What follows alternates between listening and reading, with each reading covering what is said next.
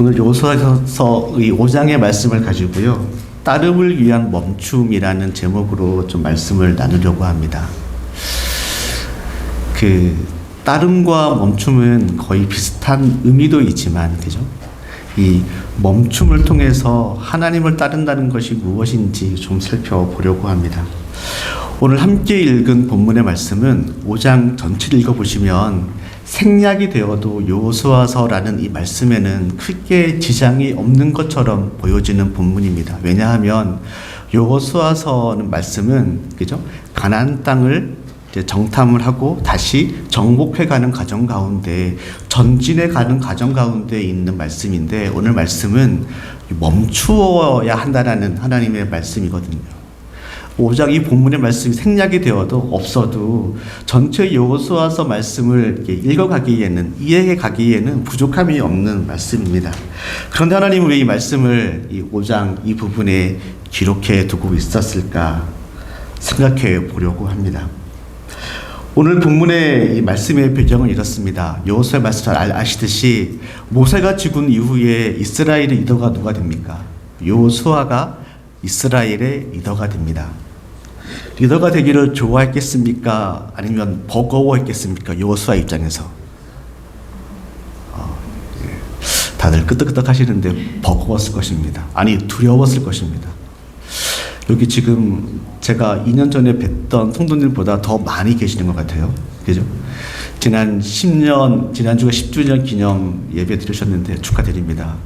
10년 전보다 지금이 더 좋은 시간을 가지고 계실 텐데 앞으로 10년 후가 더 좋은 시간이 되면 좋겠습니다. 근데 담임 목회 누가 아니라 여호수아가 아니라 그죠? 한인교회, 이민교회 담임 목회하는 한인 목사님들 입장에서, 그죠?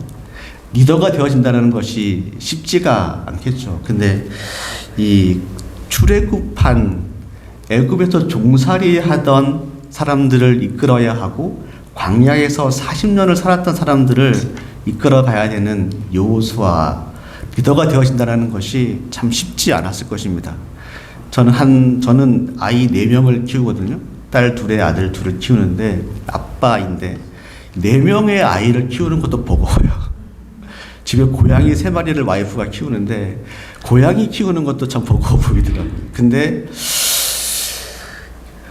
출애굽하여 한 150만 명이 되어지는 이 이스라엘 백성들을 이끌어야 하는 중체에 대한 책임을 져야 하는 위치가 분명히 두려웠을 것입니다. 그러기에 하나님은 여호수아서 1장에 보시게 되면 두려워하지 말라, 좌로나 우로 추지 말고 주야로 하나님의 말씀을 묵상하라, 붙들라 라고 말씀하시죠.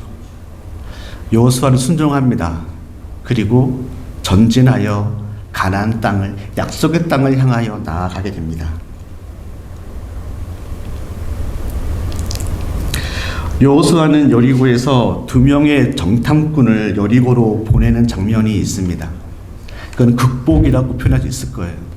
왜 이스라엘 백성들이 광야에 40년을 이렇게 광야 생활을 하게 되었는지 잘 아시잖아요. 신명기, 그러니까 민수기의 말씀을 보게 되어지면 여리고 땅을 모세가 12명을 보내잖아요. 그죠? 12명이 여리고 땅을 정탐하고, 그러니까 가나안 땅을 정탐하고 돌아와서 보고한 내용 때문에 결국은 광야에서 40년을 보냅니다. 그 중에 여리고 땅을 정탐했던 사람이 누구세요? 여호수아이거든요. 그 일 때문에 자신의 세대가 다 광야에서 죽었는데, 지금 여호수아서 2장을 보게 되어지면 여호수아가 2명의 정탐꾼을 여리고에 보내는 장면이 있습니다. 쉽지 않은 결정이었을 것입니다. 그런데 사람을 보내고 그 땅의 형편을 듣게 합니다. 우리가 함께 읽지 않지만 4장에 있는 내용에 보게 되시면 어떤 일이 벌어집니까? 요단강을 건너는 장면이 있습니다. 하나님께서 요단강을 왜 이스라엘을, 이 백성들을 통과시키셨겠습니까? 앞선 세대, 이미 광야에서 죽었던 자기 부모 세대가 경험한 홍해를 갈라지게 하신 사건을 다시 한번 그 자녀들에게 하나님께서 경험케 하시는 사건이 기록되어져 있습니다. 그런 배경을 가지시고 오늘 본문 5장 1절, 2절을 보시면 좋겠습니다. 본문 5장 1절의 말씀입니다. 요단 서쪽의 아모리 사람의 모든 왕들과 해변의 가나안 사람의 모든 왕들이 여호와께서 요단물을 이스라엘 자손들 앞에서 말리시고 우리를 건너게 하셨음을 듣고 마음이 녹았고 이스라엘 자손들 때문에 정신을 잃었더라 라고 기록하고 있습니다. 하나님께서 요단의 물을 말리시고 거기로 이 이스라엘 백성들 다 건너게 하셨어요. 150만 명입니다. 그냥 조만한 뭐 몇 명이 건너가는 것이 아니고요. 이렇게 뭐 교회의 그 시니어 수련회로 그 애틀란타 다녀오는 그 그룹이 아니고요. 150만 명의 사람들이 요단강을 건너갑니다. 어떻게 하나님이 그 물을, 요단의 물이 가장 많은 그 시기에 물을 막으시고 그 길을 건너게 하셨습니다. 그 강 건너게 하셨습니다. 그러면 그 광경을 보고 있었던 이 가나안 땅에 있는 사람들, 왕들의 마음은 어떠했는지를 본문 5장 1절이 우리에게 보여주고 있는 것입니다. 아모리 사람의 모든 왕들과 해변의 가나안 사람의 모든 왕들이 누가요? 여호와께서 요단물을 이스라엘 자손들 앞에서 말리시고 강의 물을 다 말리신 거예요. 그리고 이스라엘을 건너게 하셨음을 어떻게 해요? 듣고 마음이 녹았고 이스라엘 자손들 때문에 뭐였다고요? 정신을 잃었더라. 놀라운 사건이죠. 근데 2절에 보시면 그때에 라고 기록하면서 여호와께서 여호수아에게 이르시되 뭐라고 얘기하십니까? 전진하여 나가야 승리를 취하라 얘기하십니까? 그것이 아니라 너는 부싯돌로 칼을 만들어 이스라엘 자손들에게 다시 할례를 행하라 명령하고 있어요. 그 전쟁, 뭐 비즈니스 하시는 우리 성도님도 계실 것이고 여러 가지 이제 형태의 삶을 사실 텐데 어떤 일이 잘 될 때에 뭐라고 얘기하죠? 물 들어올 때에 노를 저어라 이렇게 그죠? 그런 표현 많이 쓰잖아요. 비즈니스 하시면은 막 들어오면 더 열심히 일해라. 그날 본문을 보게 되면 전쟁을 향하여 나아가서 취해야 되는 그 땅에 있는 왕들의 마음이 정신을 잃어버렸어요. 그거 어떻게 해야 돼요? 빨리 가서 싸워야 되잖아요. 그죠? 싸워야 되잖아요. 전쟁에 관련된 책들을 보게 되어지면 빨리 가서 수도수결로 그 땅을 다 정복해서 땅을 취해야 되는 가정 가운데 있는데 오늘 본문에 보시면 그때에 여호와께서 여호수아에게 이르되 너는 부싯돌로 칼을 만들어 이스라엘 자손들에게 다시 할례를 행하라라고 말씀하고 있는 거예요.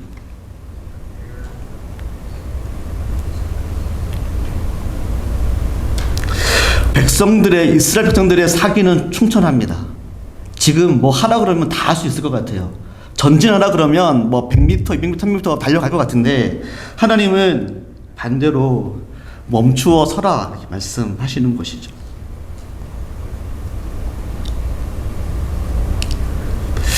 왜 그러셨을까?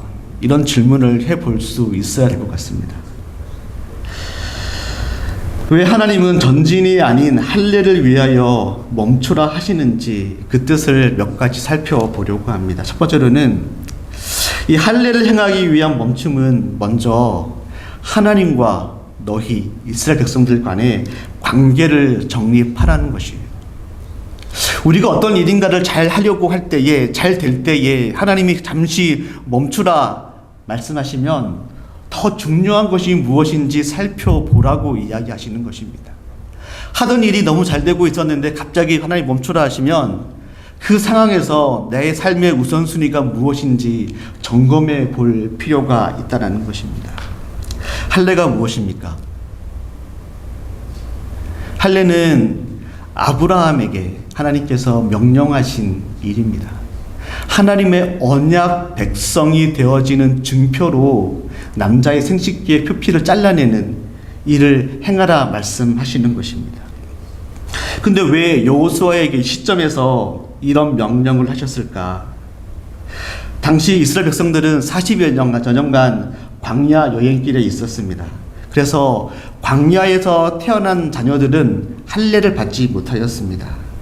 사적도 보시면 여호수아가 할례를 시행한 까닭은 이것이니 애굽에서 나온 모든 백성 중 남자 곧 모든 군사는 애굽에서 나온 후 광야길에서 죽었는데 그 나온 백성은 다 할례를 받았으나 다만 애굽에서 나온 후 광야길에서 난 자는 할례를 받지 못하였다는 것입니다. 애굽에 있었을 때에 나왔던 모든 남자들은 할례를 받았으나 그죠? 다 받았는데 광야길에서 태어난 사람들은 할례를 받지 못하였기 때문이라고 성경은 쓰고 있습니다. 6절에 보시면 이 할례 받지 못하였던 이유를 기록합니다. 6절에 이스라엘 자손들이 여호와의 음성을 청종하지 아니하므로 여호와께서 그들에게 대하여 맹세하사 그들의 조상들에게 맹세하여 우리에게 주리라고 하신 땅 곧 젖과 꿀이 흐르는 땅을 그들이 보지 못하게 하리라 하심에 애굽에서 나온 족속 곧 군사들이 다 멸절하기까지 40년 동안 광야에서 헤매었더라. 참 반전이죠. 나중에 교회에서 민수기 말씀을 보시면 자기의 자녀들이 가나안 땅에 들어가면 다 죽을 것이라고 이야기했던 사람들이 애굽에서 나온 어른들이었어요. 군사들이었어요. 근데 그들이 다 죽을 때까지 광야를 헤매게 됩니다. 왜요? 하나님의 말씀을 청종하지 않았기 때문이라고 오늘 본문은 기록해주고 있습니다. 왜 사람이 하나님의 말씀 듣기를 거부할까요? 자녀들 좀 젊은 청년들이 좀 보이고 그러는데 왜 자녀들은 엄마 아빠의 말을 안 듣습니까? 왜 사람이 하나님의 말씀 듣기를 거부합니까? 첫 번째로는 자기 생각이 옳다라고 생각하기 때문에 하나님 말 듣지 않습니다. 자녀들이 어릴 때에는 엄마 아빠 말씀 잘 듣죠. 교회 가야 된다. 교회 가야죠. 좀 크잖아요, 그죠? 티네이저만 되면은 교회 가자 그러면은 제가 목사인데 저희 큰딸이 지금 22살인데 그 아이가 17, 18살 때에 물어봤던 것 같아요. 교회에 있더니 아빠 나는 아직 예수님을 잘 교회 가던 애들도 그런 고민을 할 때가 있더라고요. 지금 열심히 잘 지내고 있습니다. 신앙생활 잘 살고 있는데 우리가 왜 하나님의 말씀 듣기를 거부하냐면 내 생각이 옳다라고 생각하기 때문입니다. 두 번째로는 내가 보는 것이 맞다라고 여기기 때문이라는 거죠. 내 생각이 내가 보는 것이 맞다라고 주장하기 때문에 하나님의 그 말씀을 듣는 것보다 내 주장을 하고 싶을 때가 더 많아진다는 거죠. 이런 일들로 인하여 광야에서 40년을 헤맵니다. 하나님은 그 광야에서 그들이 다 죽기까지, 그죠? 다 죽기까지 기다리십니다. 자기의 생각이 옳다라고 주장하는 자들이 다 죽고 그 다음 세대를 통하여 약속의 땅으로 인도하시는 하나님, 그런 하나님 모습을 보여주십니다. 왜냐하면 약속의 땅에 들어가는 것보다요, 더 중요한 것은 하나님과 우리 이 백성들 간의 관계가 더 중요하기 때문인 것이죠. 자녀를 키우다 보면 다 비슷한 마음 들지 않겠습니까?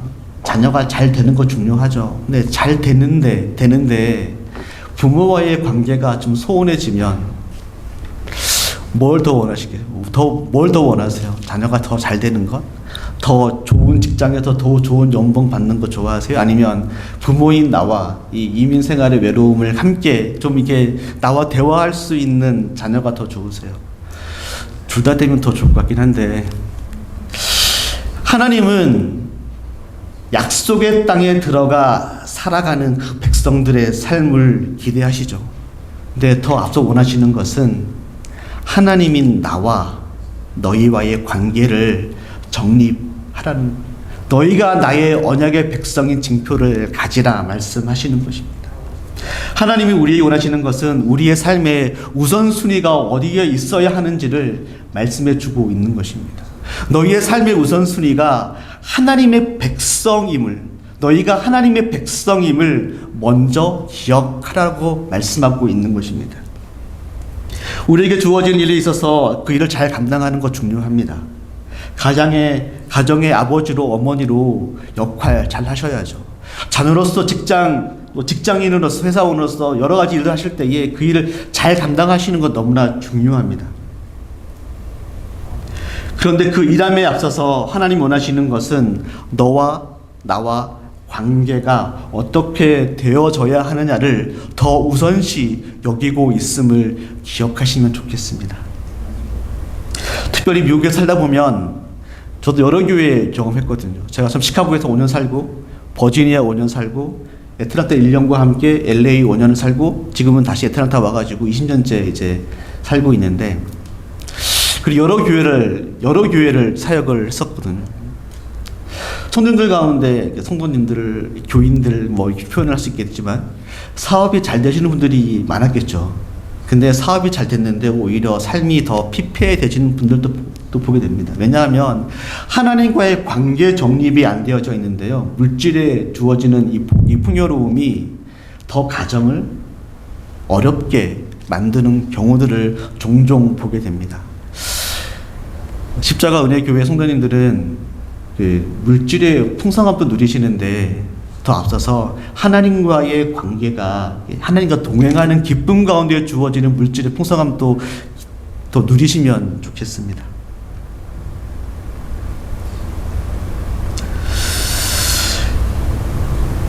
하나님께서 말리신 요단강을 건너고 그곳에서 할례를 행하기 위하여 멈추어서 하나님이 누구이신지를, 하나님과 나와의 관계를 정립하는 이 할례를 행함은 단순히 멈추어져 있는 것만이 아닙니다. 문제는 할례를 행하게 되어지면 며칠 동안 움직임이 어려워집니다. 고통이 따르고 행동이 부자연스럽기 때문에 이 적군 앞에서 할례를 시행하는 것은 무엇을 해야 되냐면 하나님에 대한 신뢰가 있어야 한다는 거예요.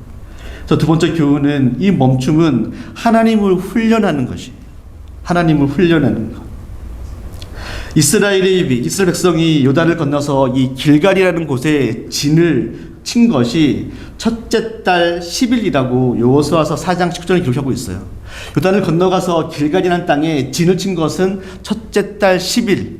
근데 오늘 본문에 보시면 백성이 길갈 할례를 행하고 각 초소에서 머물며 낫기를 기다린 것이 4일, 총 14일, 그러니까 4일의 시간이 있었다라고 성경은 말씀해 주고 있습니다. 8절 말씀입니다. 또 그 모든 백성의 할례 행하기를 마침에 백성이 진중 각 초소에 머물러 낫기를 기다릴 때에 또 이스라엘 자손들이 길갈에 등쳤고 그달 14일 저녁에는 여리고 평지에서 유월절을 지켰다라고 쓰고 있는 거예요. 4일 동안 그들은 이 할례를 행하고 나서 고통을, 낫기를 기다리고 있는 것이죠. 거동도 못하고 처소에서 낫기를 기다려야 합니다. 그런데 이스라엘 백성들이 있는 곳이 어디예요? 요단 강을 기준으로 이 동편입니까? 서편입니까? 서쪽으로 넘어와 있는 거예요. 하나님의 역사를 경험하고 일하심 경험하고 지금 적진 앞에 놓여져 있는데 거기에서 이 4일 동안 머물러 있어야 한다는 거죠. 잠잠히 멈춰 있는 것만 아니라 고통 가운데 있기 때문에 활동하기가 어려운 시간을 가지고 있는 것이죠. 하나님은 왜 이스라엘이 머물러 있는 이 적군이 바로 앞에 있는 곳에서 할례를 행하게 하셨을까?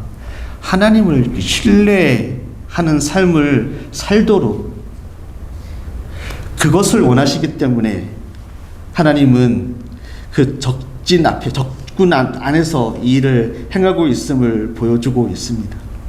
쉽게 순종하기는 어려운 것이죠. 창세기 34장에 보게 되시면 이 할례 때문에 죽임당하는 그 족속에 대한 이야기를 다루고 있습니다.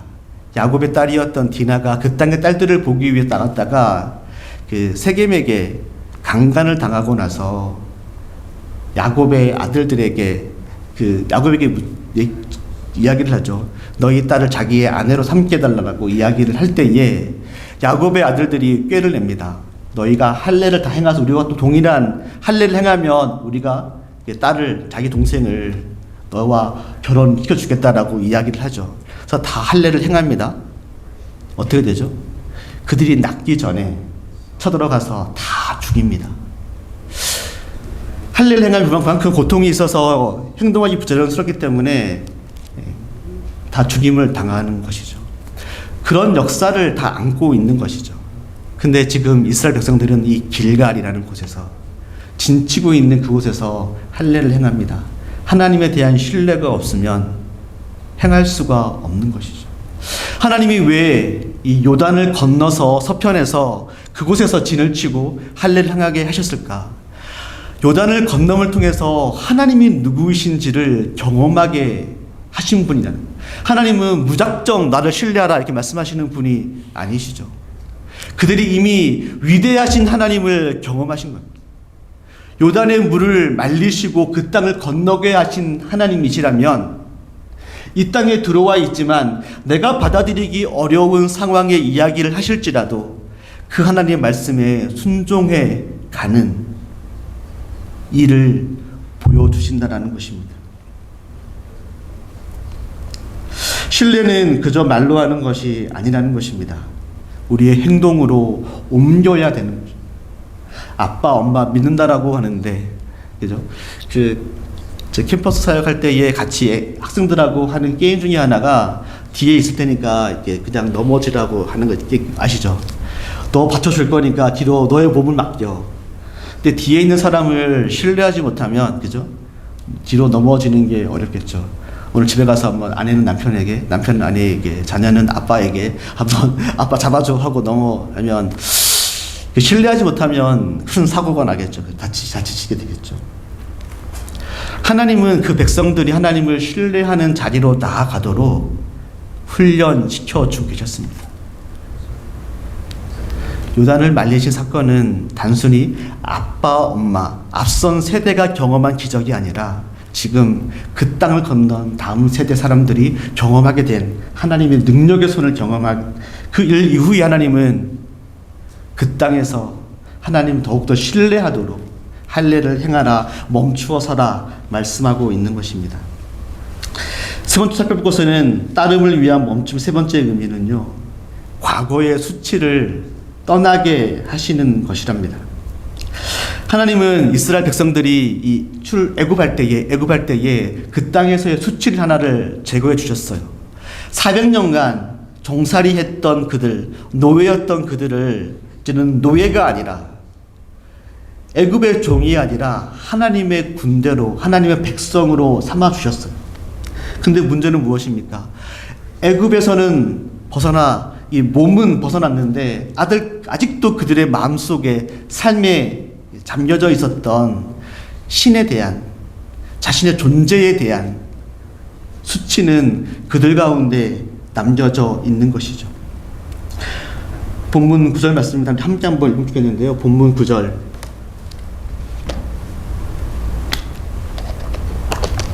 함께 읽겠습니다.